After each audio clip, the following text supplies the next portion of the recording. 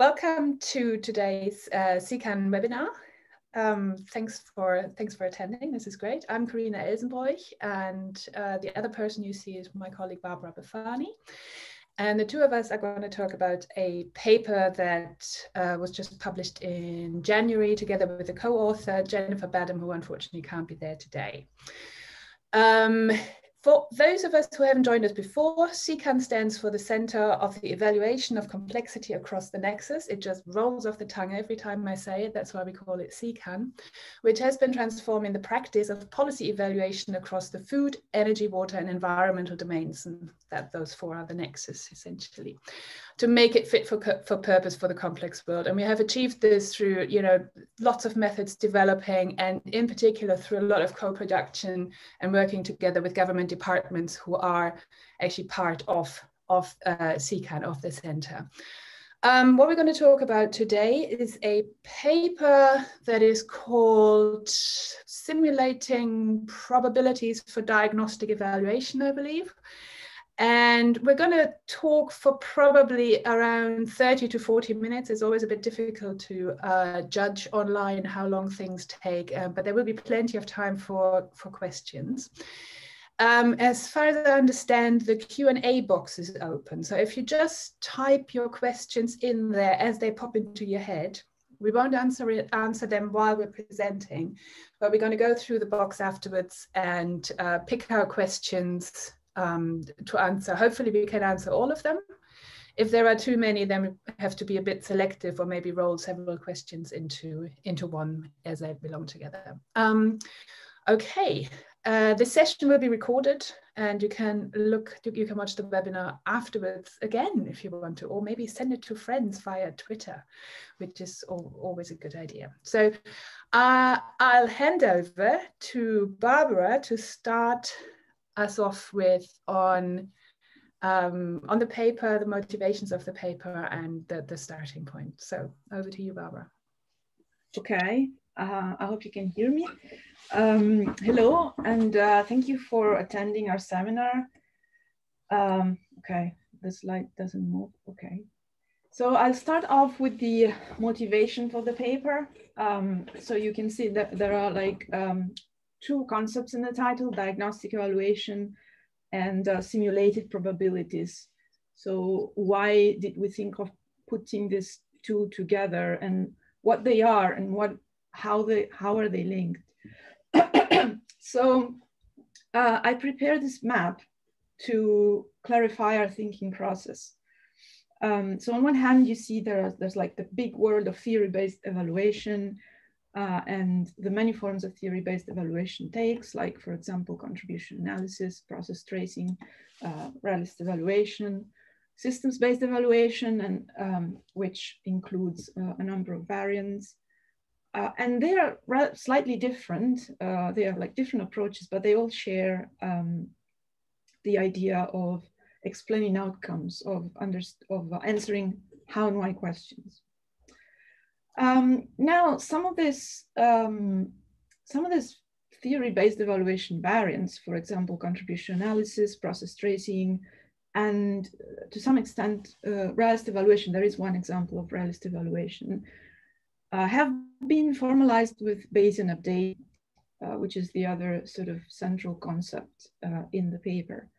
So you might have heard of contribution tracing, which is a mix of contribution analysis and Bayesian updating, Bayesian process tracing, and also process tracing with Bayesian updating, where essentially it's process tracing, the formalization of process tracing with Bayesian updating.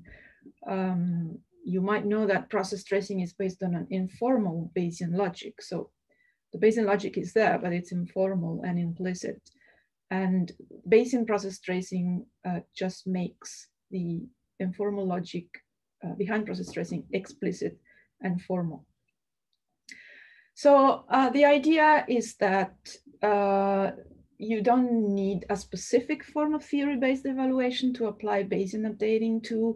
You can apply, actually Bayesian updating is something you can apply to any statement, any claim, any description of reality that you want to test.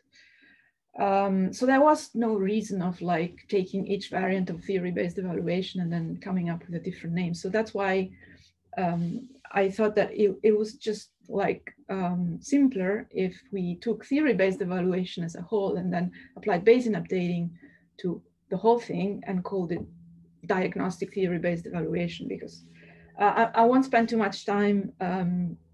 Actually, I will spend zero time now explaining why this word, why diagnostic, and how it relates to Bayesian updating, but maybe you can ask this later if you're interested.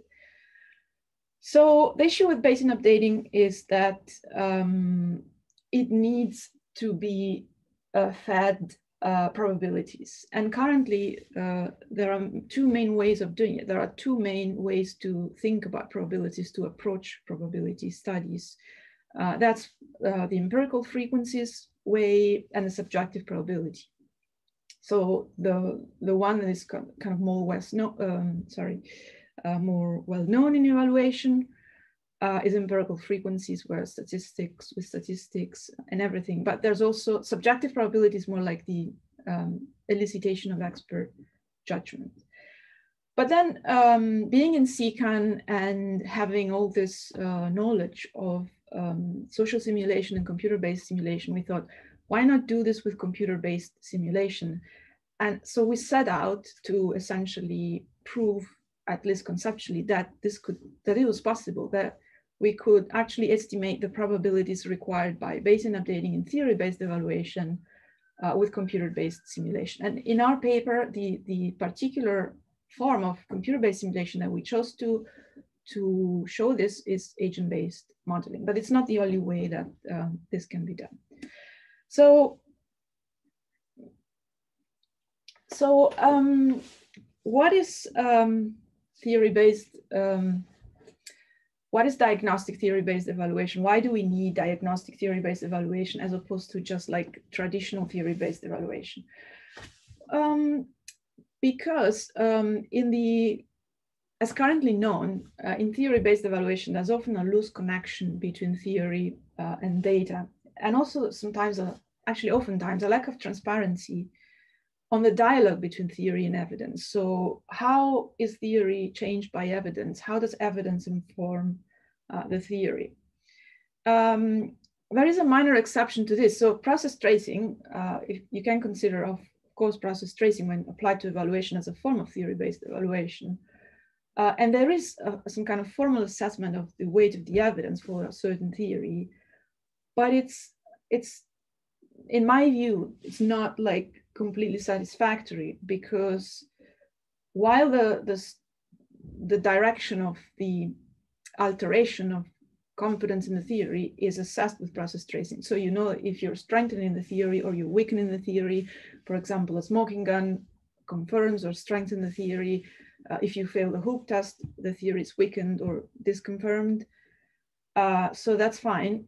But the measure of the probative value is the problem, because it's not fine-grained enough, it's binary. It basically, you have two types of evidence in process tracing: strong or weak, conclusive or inconclusive. So if it's inconclusive, it's a straw in the wind.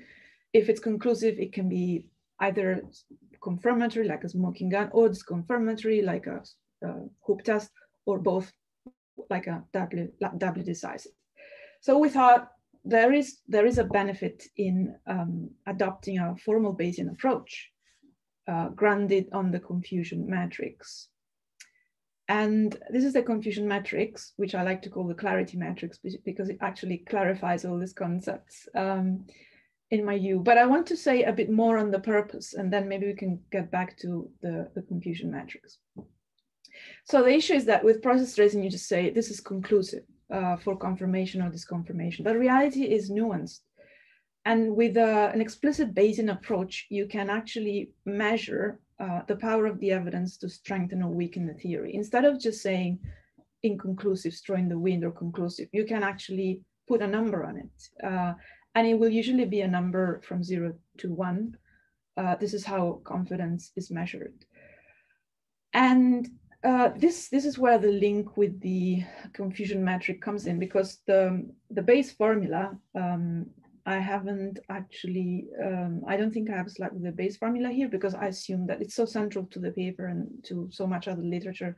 I just assumed that you had this. But so in the Bayes formula, let's forget the prior for a moment. Okay, well, I'll just say it briefly. So the purpose of the Bayes formula is to update confidence. In our case, we're interested in confidence in the existence of the theory or in the truth of the theory. And we will usually have a prior confidence in the theory at the beginning, before observation and assessment of data. And that's called the prior. And then we observe the data, assess the data, and put values into the Bayes formula. And the Bayes formula returns the posterior confidence, so the updated confidence that we have after the observation of the evidence. How does it do that? It needs two quantities. So the prior is there before, and it's not so relevant now for what we want to try to say. So in many situations, I just set it at 0.5, which means ignorance. I don't know how likely the theory, the theory is, or how likely the theory is to be true or to be false. So it's like a admission of ignorance. But the two quantities that are needed in the Bayes formula to update confidence are the sensitivity and the type 1 error. And the confusion matrix tells you exactly what these two quantities are like and how they relate to sort of similar quantities and derivative quantities and so on. So we are basically trying to understand how much our empirical observation should change our confidence that something is true. This something is like it's an ontological object. It's something that might be real, might not be real. So it's something that belongs to the theory domain. And it's represented in the confusion metric, it's represented in the columns. So this is essentially a 2x2 matrix. And in the columns, you have two opposite states of reality. So it could be that your theory is true, your theory is not true, or statement, proposition, and so on. In the rows, you have the two possibles and two opposite states of empirical evidence. So a specific piece of evidence has been observed, specific piece of evidence has not been observed. And you want, in this case, the piece of evidence to be suggestive that the theory is true. So in the confusion matrix, you essentially cross-cut the four possible states, and you give different names to these things. So if you observe the suggestive evidence and the theory is true, you have a true positive. If you don't observe the suggestive evidence and the theory is not true, then you think that the theory is not true, and that's right. So that's a true negative. But you also have errors. So you can observe the suggestive evidence while the theory is not true. And so you have a false positive. And if you don't observe the evidence while the theory is true, you have a false negative. So the sensitivity and type 1 error are essentially rates that are calculated from these quantities. The sensitivity is also called the true positives rate. And the type 1 error is the false positives rate. So it's like the number of times you get a true positives out of all the times. I mean, the sensitivity is the number of times you get a true positive, you observe the suggestive evidence out of all the times that the theory is true. Same with the type 1 error, but under the assumption that the theory is false. Out of all the times that the theory is false, this is the number of times you get a positive, and you're wrong, basically. You are mistaken about the theory. It's also interesting because you have the likelihood ratio, which is a measure of the probative value of the evidence. And obviously what we want to know in the end, like how much we should be confident in the theory. And in the confusion matrix, this is the positive predictive value.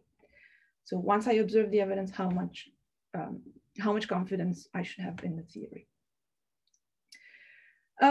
So this is kind of this conceptual edifice of Bayesian theory-based evaluation.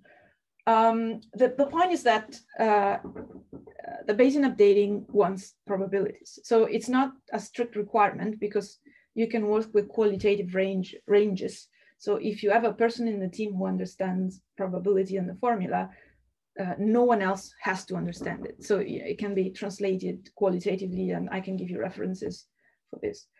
But eventually someone will have to work with it. And the Bayes formula requires probabilities. So how are we going to estimate them? Yeah, I mean, the slide basically tells you what I was talking about before. Defines the sensitivity as the probability of making a specific observation if the theory is true, and a type 1 error as the probability of making the specific observation if the theory is not true. So traditionally, as I was saying, there are two strategies, empirical frequencies and subjective probability. The issue with empirical frequencies is that it's mostly not available in many evaluation that we stumble across, that we work on. So it's just difficult to use them. Subjective probabilities are a possibility. It's not very well developed yet, but there is, in my view, there is potential. I think something that I often talk about is the shelf method, which was developed at the University of Sheffield. And I think that could be adapted to evaluation purposes. But, you know, it's still like a long way, and, you know, it's still something that needs to be tested. So we often have, I mean, okay, maybe not very often, but we happen to have like computer-based models in evaluations. So why not use them for this purpose? And the issue is that if we manage to set computer models in a way that they represent different theoretical assumptions, so for example, theory true, theory not true, then we can run them and we can make them produce estimates of quantities that we are supposed to observe empirically. And then we can calculate essentially these probabilities. You know, if the theory is true, we set the model under the assumption that the theory is true, and we calculate the expectation in terms of the evidence. We can set the model in the opposite assumption, and again, we can calculate the expectation in terms of observation of the evidence. And then once we observe the quantity in reality, then we can reason backward and infer which model settings are most likely to have produced that. Yeah, and so this is what we did, and Corinna will tell you all the details about the simulation. You're muted. I apologize. I muted myself to not have my dog interfere with your presentation. Unless you give me access and I can flick over, I don't know how to do that. I'm gonna go do my best, Chris Whitty. Next slide, please, which I'm fine with, you know.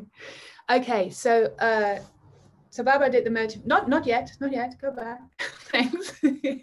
So Barbara did a really nice introduction here of why we need this, because we want to apply Bayesian updating. And in order to do this, we need some prior probabilities. And the problem is that in the real world, we either need frequencies or we need these subjective ideas. But when we go back to how we usually deal with probabilities, we can think of a set of dice. And we could start off by saying, okay, a die, you know, the probability of throwing a 6 with a die is essentially 1/6 because the die has 6 sides. But a proper Bayesian would say, no, this is not how you can deal with probabilities. What you have to do is you throw the die, and then through the frequency, you learn about the actual probability of throwing a 6, because just looking at the die, you don't know whether the die is weighted. So the Bayesian, the idea behind the sort of finding out the probabilities in the real world is really behind what we're trying to do here, in saying you have to look at the frequencies. But with a die, for example, you're sort of generating a set of frequencies. The problem is, of course, that in the real world, we can't do this, especially in an evaluation setting. We can't do repeated experiments or anything like that to learn about frequencies. We only have a one-shot problem. So it gives us a die and says, what's the probability of throwing a 6, without telling us whether the die is weighted, without telling us how many sides the die has, for example. And that's the empirical situation we might find ourselves in an evaluation setting. So what we're trying to do with a computer simulation here in this paper is to say, let's use a simulation model to generate in silico frequencies from which we can then reason backwards to the real world. And I just talk you through the model and how the process is done. Next slide, please. So I don't know whether people are familiar with agent-based modeling. This is one of the accepted, fairly accepted definitions of an agent-based model. Agent-based modeling is a computational method that enables a researcher to create, analyze, and experiment with models composed of agents that interact within an environment. And the really important part for this work is really the experiment. We create a model that is somehow like the world we want to analyze. And then we can run experiments with the model and, in our case, generate frequencies of certain outcomes and look at them. Okay, next slide, please. The particular model we used here is called the Tell Me model, and this was developed by our co-author Jennifer Bedham. On the side there's the book where you can find it. She wrote a really nice book about well, sort of agent-based modeling for the self-learner, where she goes through this model bit by bit and you can start building it. So this is a little advertising for the book in case you're interested in agent-based modeling. And the Tell Me model is an epidemiological model with which we are now all very familiar after the last year, probably. We've never heard as much about modeling as we have in the last year. And I'm just going to talk you very, very briefly through what the model does. Next slide, please. Quite importantly, this is not a model about COVID. This is a model about an influenza epidemic, which just has very slightly different initial settings. That was sort of partly the problem of the initial government response, because they were fairly prepared for influenza, but not for something ever so slightly different from influenza, incidentally. So what the Tell Me model does is it has an underlying epidemiological part, which is just about infection rates, infection probabilities, and how the epidemic spreads. And you can see this with the pink and red. So these epidemiological models always have a population of susceptible people, a population of infected people, and a population of recovered people. And they look at how something spreads through a population. So this Tell Me model has this epidemiological spread part of how the virus behaves in a way. And it has how agents react to the spread of the virus and how they adopt protective behaviors. And whether or not they adopt protective behaviors is modeled by looking at how close the pandemic is. So whether they're quite near, because in a way, as it comes, when COVID was still in China, everybody was going, yeah, it's far away. But when it got to Italy, people were starting to prick their ears and going, oh my God, it's just around the corner. Okay, so there's something about proximity. And they calculate sort of the perceived risk of being infected by whether they know people who have been infected. Okay, so if you're more connected to, at the time, if you were more connected to Europe, in particular Italy, you were much more aware of how bad it got. So there's, on the one hand, there's the news channels, and on the other hand is a sort of personal experience. Next slide, please. So that was the right-hand part of this interface, which is really about the epidemic and how it spreads. And you can see on the left-hand side, you can see the epidemic parameters where you have the infection rate and all of these things. Next slide, please. And in terms of the inputs and outputs to the model, as I said, people calculate their risk of being infected through the spread of the epidemic. And the decision that they make then is to adopt protective behaviors, okay? They can either adopt reversible protective behaviors. That would be hand washing, wearing masks, social distancing, all the things we're now familiar with, which have a certain efficacy in reducing the spread. Or they can adopt irreversible behaviors like getting a vaccination. also something we're quite familiar with now. It's quite interesting. When we started using this model for teaching, it was February 2020. And to be perfectly honest, we couldn't have chosen a better time to introduce an epidemiological model into teaching ABM than that particular February, which had some semblance of normality and face-to-face teaching. Anyway, the output of the model, you can see at the, where the arrows point to. The output is how many people in the population get sick and how many die. The red one is how many die, and the gray one is how many people get sick. Next slide, please. This is really just about what happens with the protective behavior. So as I said, people control their own risk of being infected by adopting a protective behavior, and then their probability of getting infected is related to their own protective behavior as well as the protective behavior of others close to them, because that also suppresses the spread. So it's not really that important what the formulae is in particular. But what is important is that we can initialize the model with different settings of how much efficacy the protective behavior has.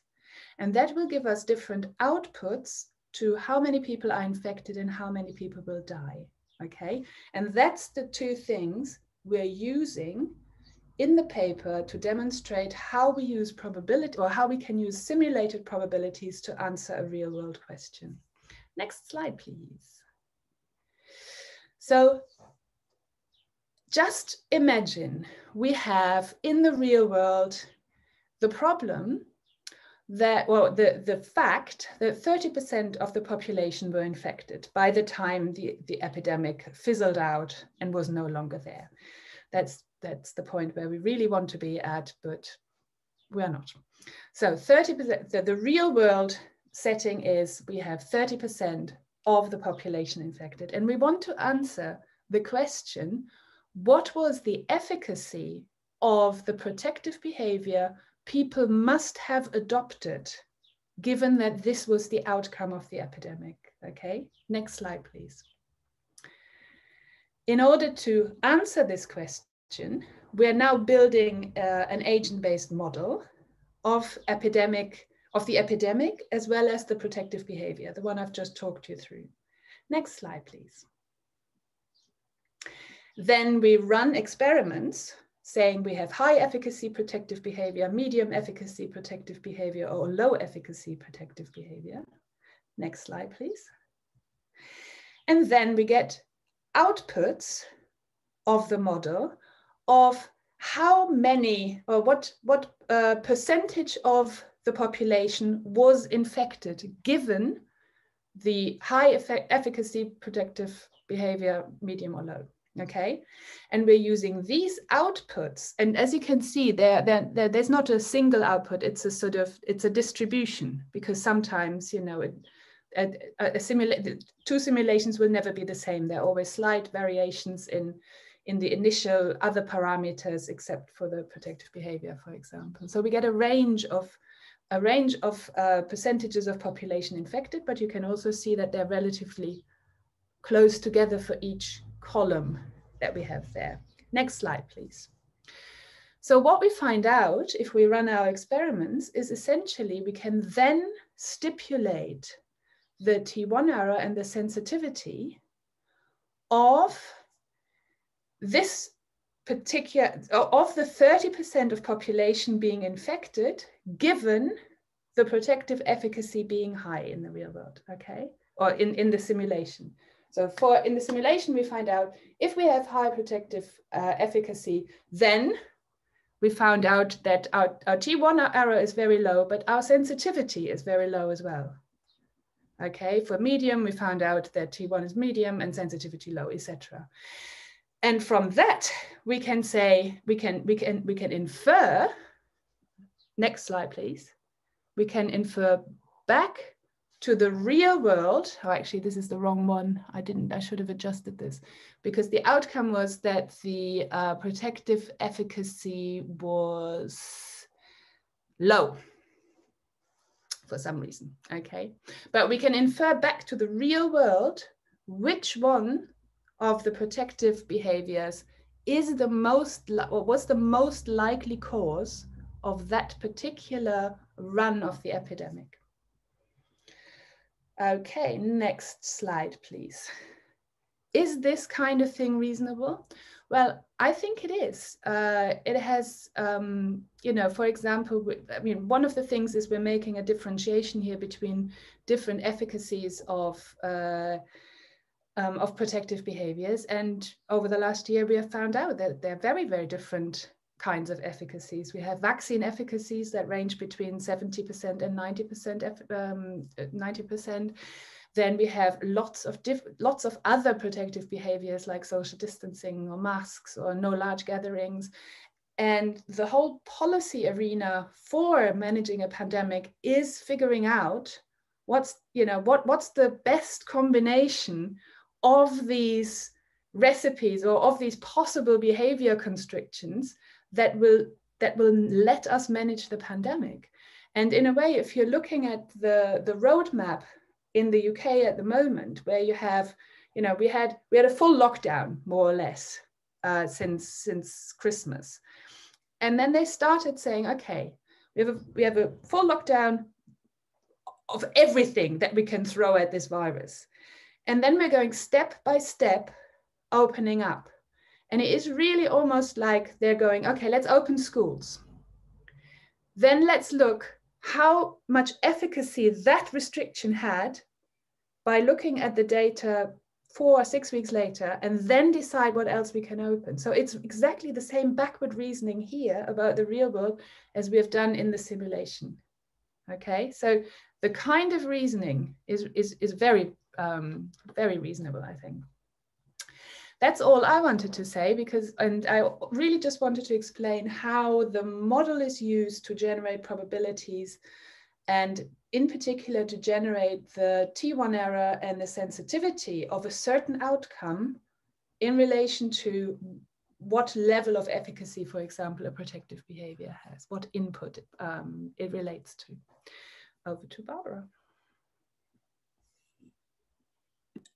Thank you. Okay, so I wanted to conclude by talking a little bit about the calculations. So I have a few tables that show how we actually calculate the numbers of the sensitivity and type 1 error depending on the different theoretical assumptions. So this is a chart that shows the distribution of infection rates in the population by levels of vaccination efficacy. So for 0.8, which is standard efficacy, we have this kind of bell curve that goes from around 0.27, 28 to around 0.40. And then for medium efficacy, improved efficacy, we have maybe 0.26 to 0.35 or less. And then for perfect efficacy, maximum efficacy, we have anything from 0 to 0.32. So these are the sort of ranges where at least the vast majority of the probability is concentrated. So what we did in terms of like, how do we make these observations, these infection rates relevant for inferring the real value in the population, the real value of the efficacy? So we tried to cut the space of the empirical possibilities for the proportion of infected population into areas that would be good at predicting efficacy level. And we first tried 5 intervals. So you can see in this table minus 0.275 and then 0.29, 0.30, 0.31, and greater than 0.31. And then we assembled these 5 areas into 3. And this is the result. So we had basically intervals. The intervals were anything minus, lesser than or equal to 0.29. Then a really small central interval from 0.29 to 0.30, and then anything higher than 0.30. And then on the basis of this pieces of evidence, we calculated the sensitivity and type 1 error of each efficacy theory, if you want, or hypothesis in relation to these 3 different pieces of evidence. And then we assigned a prior to each hypothesis of 0.33, and we did the Bayesian updating. And these are the results. The posteriors are in the second column. So the posterior are 0.68 from 0.23 to 0.65 and 0.69.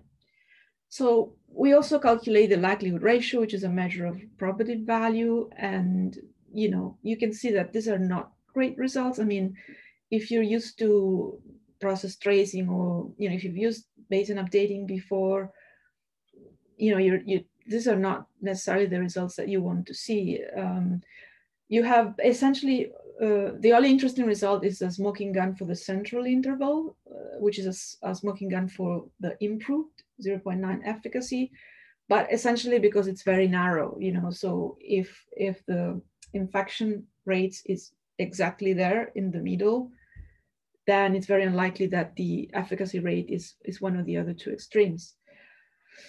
And then we have a hoop test, but yeah, it's not very useful. So we changed the intervals a bit and tried to see if we could find piece of evidence that were a bit more relevant and sort of stronger for the different efficacy hypotheses. And we tried this.